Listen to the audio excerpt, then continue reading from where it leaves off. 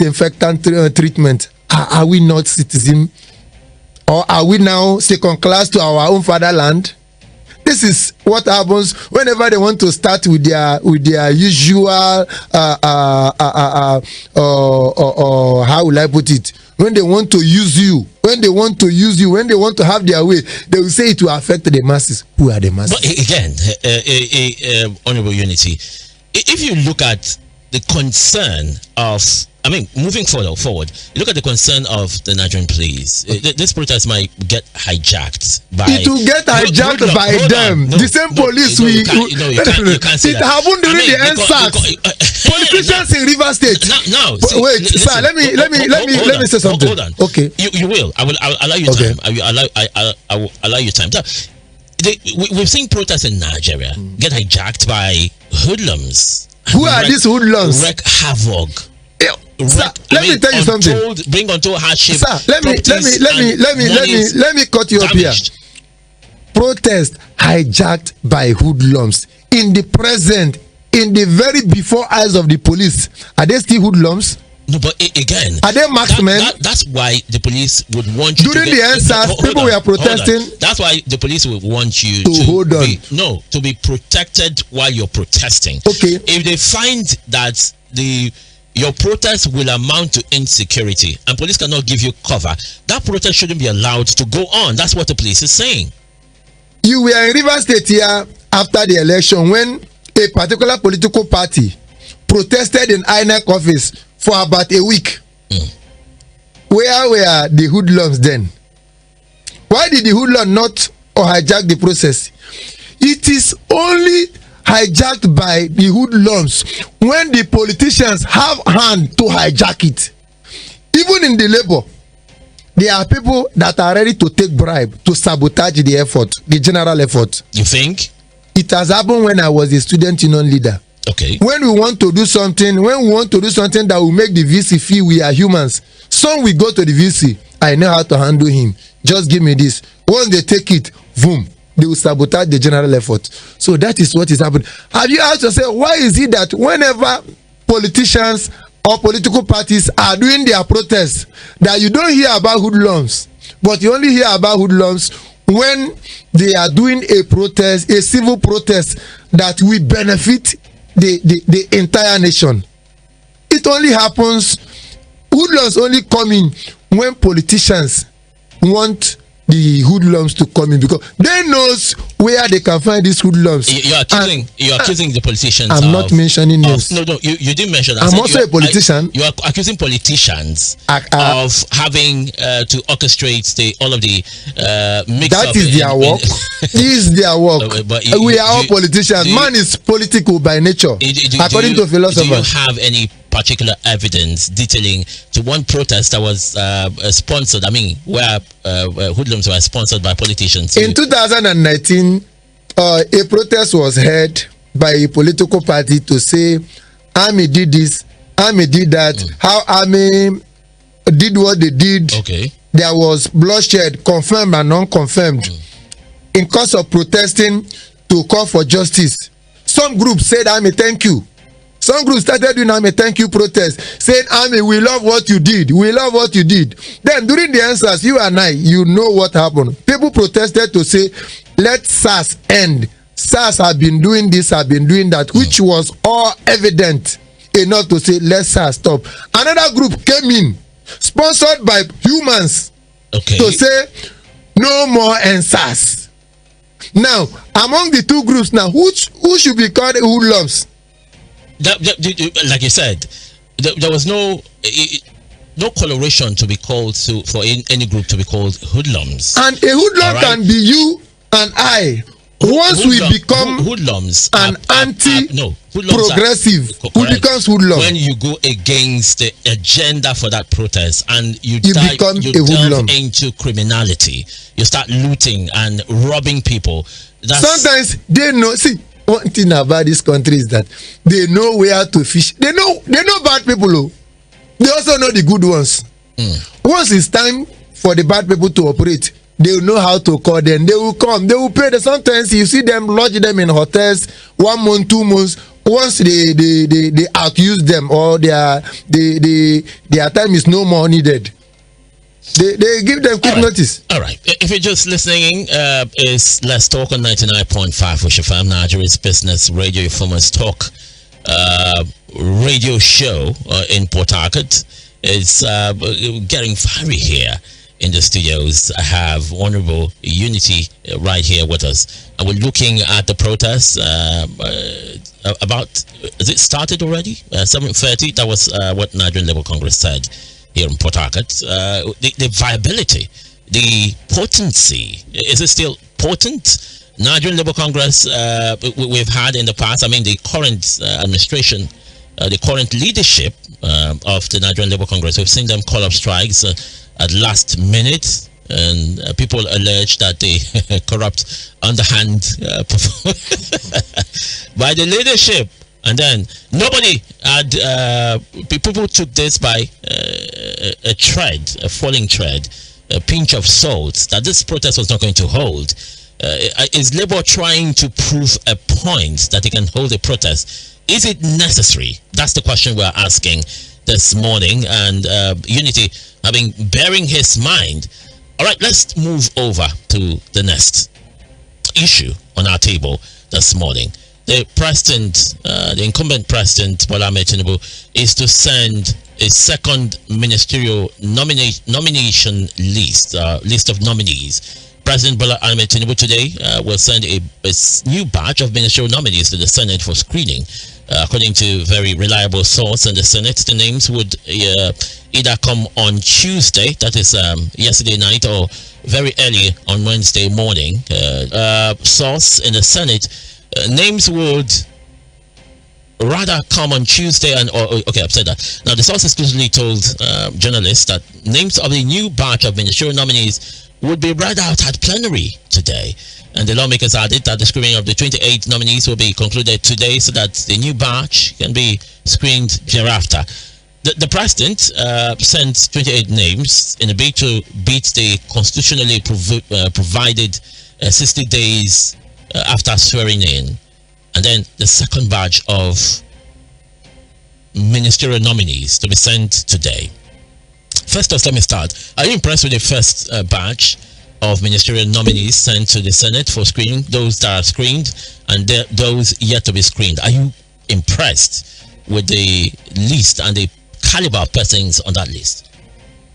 How will I be impressed with people who left office as governors without proper handover? Out of 28, we have less than 5 ex-governors on that list. Let me start with the governors. Okay. Who were appointed, and people are praising, saying Buhari will not, Tinubu will not regret appointing them when they have brought their ways to the list. I will let you go on, but we'll quickly go for a quick commercial break. Okay. When we return, I would like to chase the narrative you're chasing now, so we can discuss this extensively. It's Let's Talk on 99.5 Wish FM, Nigeria's business radio. I hope you are on and ready to dialogue this morning, to have this discussion this morning. Your phone is loaded. We need to talk extensively this morning. Well, we have little time to do so. All right, so a quick one, and we'll be back with the discussion once again. Okay, so I still have Honorable Unity here in the studios, and he was chasing you were chasing a narrative before. Yes. Okay, so I say I can never be impressed. Okay. To people who left office with zero account balance as handover. Some of them left office, and 2 weeks later, their successor borrowed whooping amount of money. Almost every state borrowed. Okay, yes, almost every state borrowed. But now, some of these governors were among governors that dip hand in their state coffer and make donations. But they left office with nothing left in the office. Are they the kind of people I should be impressed with about their nomination? Imagine somebody leaving office as a governor, the next thing going to Federal High Court to stop his investigation as per how he used or misused the public money. Okay, those kind of people, I should be impressed that their name appeared in the ministerial list. Of course, their name will be in the ministerial list, but I should be impressed. Why should I be impressed? People that 8 years in government, no standard education arrangement, but their children and was are over there abroad schooling. I should be impressed about them, hearing that their names are on the ministerial list. People that will always travel across the globe, seeing things, seeing Google things, but they cannot replicate it here. Is it when they become ministers? Are we still talking about ex-governors now? We are still talking about both ex-governors and the people, because they are those people in the list are not children. Okay. They are not children. Many of them were ministers, became governors. And many of them were senators. Yes. They have traveled. So I'm not capitalizing on the governors, because there is no small boy in that list. There is no small boy. When I mean small boy, there are technocrats on that list. Technocrats, which include, because as far as I'm concerned, if you claim to be a technocrat and you were once a governor, and you don't do anything in your state to show indeed you are a technocrat, then that technocracy should be removed from your personality or from your name, because you were not answering it. You cannot tell me you are a technocrat and expert, then you were once a governor. You cannot build a single industry for people to be employed in your state. Then I should be clapping and be calling you a technocrat. No, I will not do that. I'm not part of the praise singers that praise to earn a living. I will not. I'm a hungry man, I know, but I will not praise to earn a living, because they don't want it. Because when you exhaust the praise and the thing is no longer coming out, then you fall out. So I cannot. So I'm not impressed seeing those people. Let me get you correctly. You're not impressed with any of the 28 list names on that nomination list. 28 names. You're not impressed with any of the names on that list. What are their contributions in their various states? Because this is not their first time of handling political positions.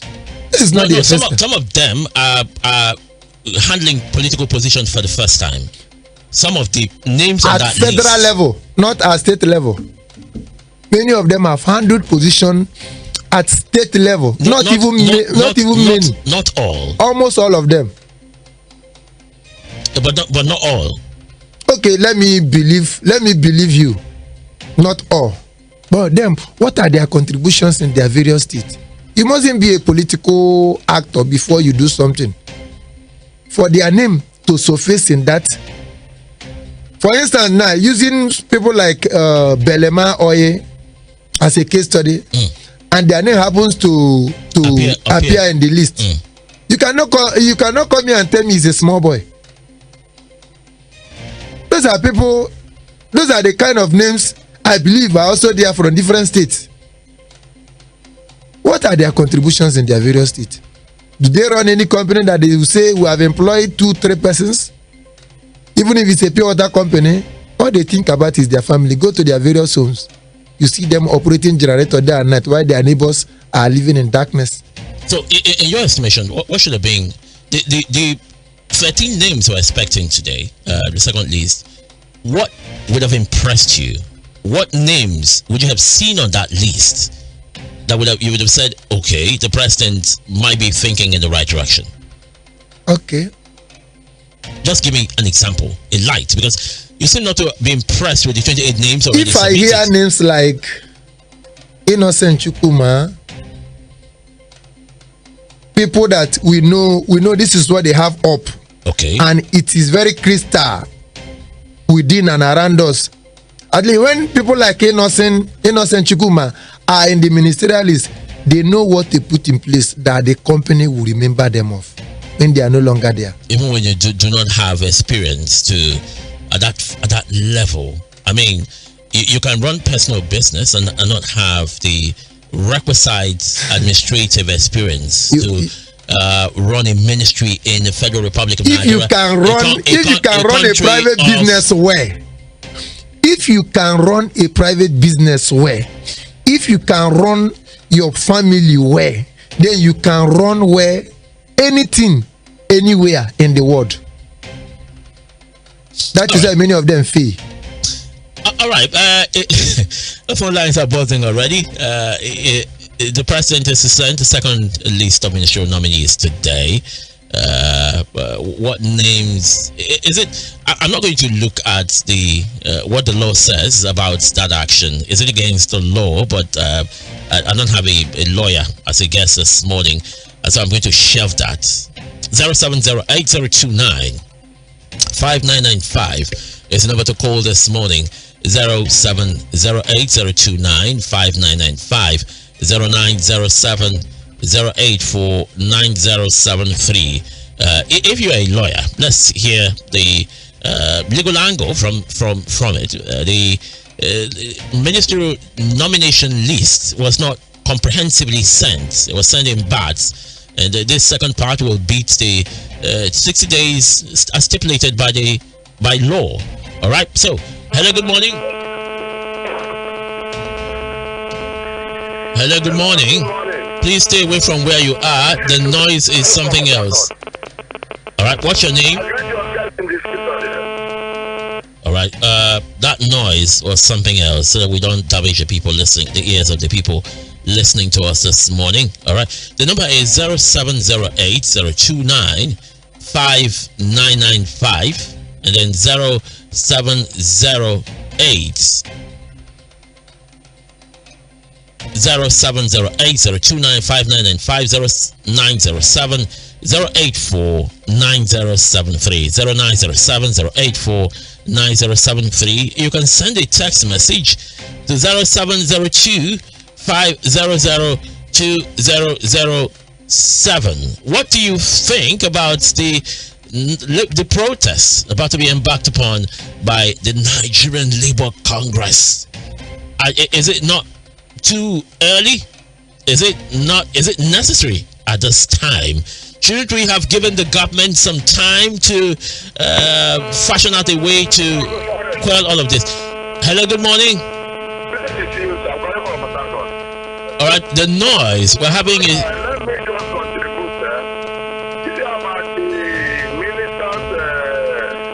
You need to step away from where you are, please, so we don't have this buzz. Ready? My take is very simple. What Labour is doing is carried. They should go on. They have my full support. Please tell me, where is the venue for the takeoff in Port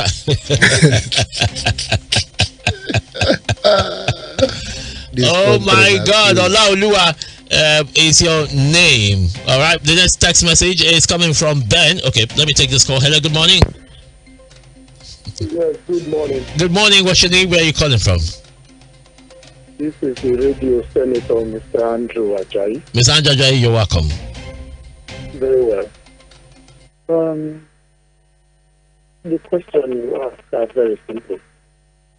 When you live in a nation where it looks as if major decisions that have to do with people's life and existence are taken without giving almost consideration to the wellness and well-being of citizens, carrying them out first, thinking about carrying them out first before the policy implementation, then there is need and cause for such protests in the land. What happened in the Arab Spring? Is it not the cost of the high cost or hiking of the cost of bread that led to the Arab Spring, situation that swept away presidents? Egypt, Morocco, Tunisia, go and find out and see. So in Nigeria, we have been peaceful people. We have been loving people. It is unfortunate that some criminal-minded young men, most especially, will always infiltrate, either politically motivated or self-group causes, orchestrated, and they will start to destroy things, and police will start shooting tear gas. I was a student union leader in the University of Benin in my time. I knew how military era against the activities of the government. Mr. Andrew Ajayi, Isn't it? Shouldn't we have given government some time, knowing the enormity of the problem it inherited from the past administration? Is 3 months or 4 months too much a time for government to act on it? Maybe Labour was too hasty with this protest. Don't you think so? I thank you very much for this question, but you will also allow me to express myself in the sense that I agree, and I have been saying it to anybody who cares to listen to me.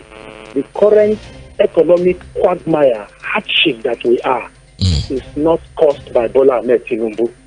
It's actually the hangover of the misrule of former President Muhammadu Buhari and all those who worked with him that actually led Nigeria to this current situation. But Tinubu made a major mistake by coming to just, even though I know he didn't pronounce subsidy removal, he was just talking, and petrol filling station owner. Let me now conclude by saying that it is true that the president is about 2 months or 2 months old in the presidency. But if I were President Bola Ahmed Tinubu, as Andrew Ajayi, I will sit down. Subsidy is not good for us. But before we remove the subsidy, how should I have tackled the workers, the market women, the school fees, the house rent? Almost everything is just coming at the same time. And let me conclude by saying that the protest is essential, and Nigeria is any more other than Labour. All right. And the country, you and I. All right. Mr. Other callers are waiting, so we can allow them time. Hello, good morning. Yeah, good morning. How are you? I'm good. Christian, go on. Yes. In as much as I think that we are doing what we are doing now, we might argue that it is time we do it. But I think we slept so much and allowed things to get to this point before we started waking up. But however, like I said, any time that somebody wakes up is his morning. I think the problem we are, including myself, whether we like to believe it or not, because our actions are inactions, whether we like it or not, read up on the activities we see in our environment. Why didn't Labour protest things that the refinery is not working? Have you seen any protest like that? Part of people who are Labour are people who go to a refinery every day and get paid without doing any work. Why have they not protested in that light? And I keep telling us that the march to nationhood is not an event, it's a process. Of course, if we don't do things rightly, we will face these challenges as the case may be. All right. But I want to tell us that it is good for us, because what makes us awaken sometimes rudely is when we face bitter experience. Because we are slept along this trajectory so long as a people, where every day we even come to blame federal government. Look at local government, look at state government. What are they doing to help at this time that Nigeria needs the help of government? But every day we put it on the head of federal government. I think it's only federal government that is government in this country. River State government brought only government that is government in this country. River State government brought only how many buses? Like your guest said there in the studio. People in the GS, people in Omo, people in Huda. Are they not River people? All right. Thank you very much, Christian, for your contribution this morning. Hello, good morning. Yes, good morning, speaker. Good morning. What's your name? Where are you calling from? Yes, my name is Prince Abovu. I greet your resource person in the studio. Thank you very much. Speaker, the protest by Labour is a welcome development. It is what all of us have been yearning for. And I'm even encouraging everybody. We shouldn't just allow Labour to go into this protest alone. All of us, the market women, the taxi driver, the tomato seller, the POS person, everybody needs to be part of this protest. Because what is actually affecting the eye at the same time is affecting the nose. So we shouldn't just leave it in the hands of Labour, because if we leave it in the hands of Labour, the next thing we'll hear within 48 hours is that Labour has been called into a roundtable meeting. And nothing is done. The government on promises alone, they will just cease fire, and within few months again, they will begin to talk about right. It's not working. All right. I really wish that. Go on. Just go on. Yes. What I really wish is that it will be painful. Some of our salaries will not be paid. Hardship may increase, but let us keep pushing we will achieve our aim. When we achieve our aim, thereafter, the enjoyment will be for a very long time. All right, but quick. Go ahead. No. You're on the parliament. But thank you very much for your concern and contribution this morning. Hello, good morning. Yeah, good morning. Good morning. What's your name? Where are you calling from? Yeah, this is Honorable Chris. I'm calling from Port Harcourt. Go on. Yeah. You asked a question. What would be our gain on this protest? If the men on black. Which men on black? Did you witness the NSAS? Which men? How the NSAS stopped? I don't understand. I mean, which men? But let's be. We're on national radio.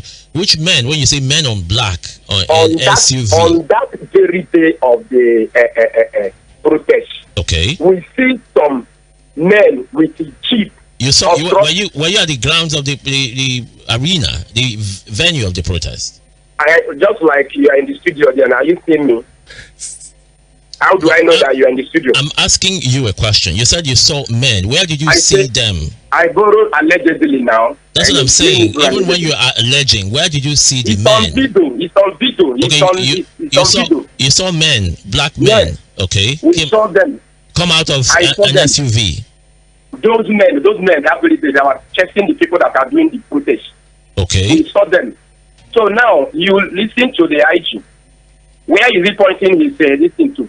He's pointing it to the people that want to come and protest. He's not even directing his listen to the hijackers, people that will come and say, if I see you people on this protest today, I'm going to deal with you. Then that's what the IG was saying. It's saying that the protests might not be safe. People, establishments, unions, to join in the strike. Hold on, can you hear me? Can you hear me? I'm hearing you. Joining the strike is not good.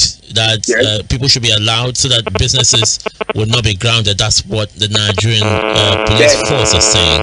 Yes. Then what stopped IG to say, I am bringing 20,000 men, policemen to come and guide you people. Any hoodlum that will come today to hijack this peaceful protest, my men, deal with them. All right. What will happen?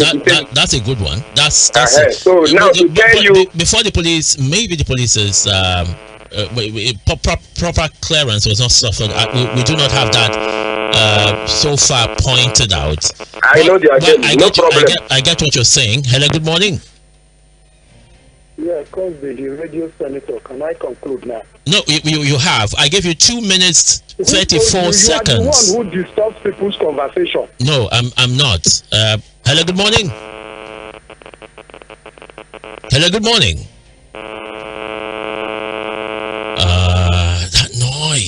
That noise this morning is what. Let's take this series of text messages. I have 7 already. Hello, good morning. This is going to be the last call for this morning.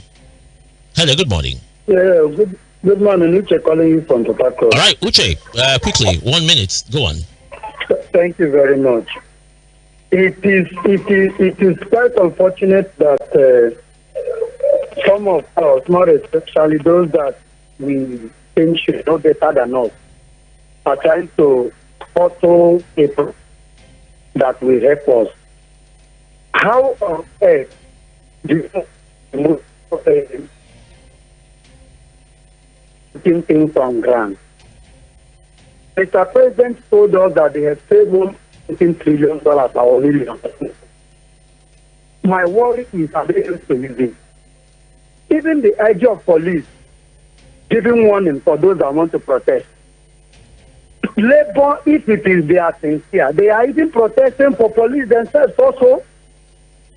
It is quite unfortunate that this part of the world, we don't want to respect democracy. My brother, do you know with this hand that the police army is using against protesters who are just saying their dislike for the government of the day are stopping them?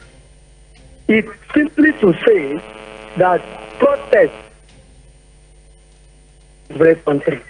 And it will not say good or not. It simply means that government can take any decision, even decisions that will stampede us. Okay. decisions that will work against us, and they will go scot-free. I don't know where Nigeria democracy is going to. It is quite unfortunate.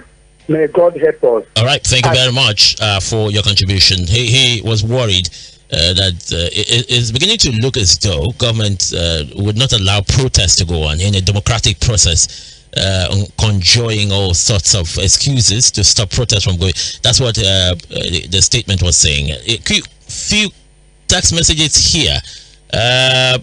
No name. It says somebody preaching character reformation, that always stay on call but don't want any other person to talk, trying to separate Tinubu. What do you mean? All right. The next one says, Radio Chief, good morning. It's not late. Nothing good comes easy. We need to do something before something we do us again for another 8 years. Chooks from Port Harcourt. And the calls are coming, but we can't take the calls anymore. We're already pressed for time. Let's attack this last topic before we leave the studios this morning. The Presidential Election Petition Tribunal, sitting in Abuja yesterday, reserved its judgment on petitions seeking to remove Bola Tinubu from office. The Justice Haruna Samani led 5-man panel of the court okayed the cases for judgment after all the parties adopted their final briefs of argument. Now, the two petitions marked blah blah blah were brought before the court by former Vice President and candidate of the People's Democratic Party (PDP) Alhaji Atiku Abubakar, as well as the candidate of the Labour Party (LP) Mr. Peter Obi, respectively. While adopting their final written addresses, Atiku and Obi, through their lawyers, urged the court to declare President Bola Ahmed Tinubu was not qualified to contest the presidential poll that held on February 25. They prayed the court to nullify the entire outcome of the presidential election and a rerun on fresh contests. Now, this is what the lawyers of Obi and Atiku are saying.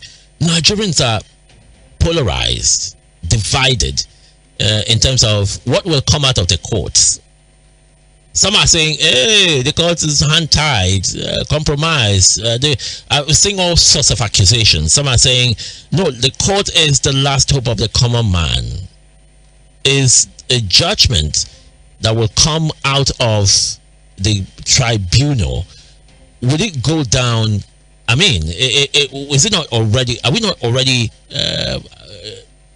We have formed an opinion already, a mindset of how the judgment should go. If it goes the other way, it's just not going to be some uproar.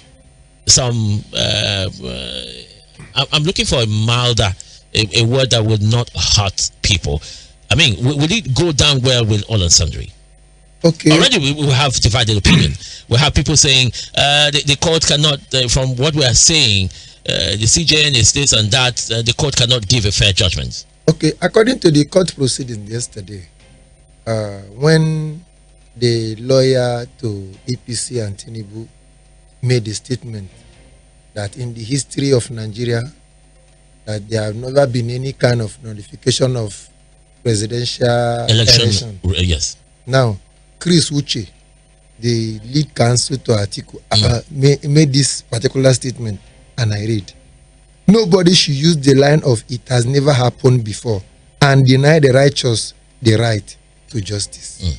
So, whether there will be an uproar, chaos, anomy, social melody, or what have you, let it be that the righteous have justice. Okay. So, if that justice is that the election of the 2020 February 2023 election will be, the result is upheld, and people going to say, we said it. One thing about judicial outcome is that there is no way the judgment will come that people will not react. Okay. That it didn't favor you doesn't mean that it will not favor others. That it didn't favor others doesn't mean it will not favor you. But I used this man's statement to answer in response to what you said. If it will not cause kind of chaos, uproar, what? And he said nobody should use the line of "it has never happened before" to deny the righteous the right to justice. All right, but in your position, are you very confident of the decision of the tribunal, that it will go in a way that will be soothing to all? Do you have that confidence with all of the talks flying around? Let me not be here to prejudice. The matter is already in court. All right. That's a very brilliant answer. Thank you very much, Honorable Unity, for your time here on Let's Talk. It was a very active, a very boisterous discussion this morning.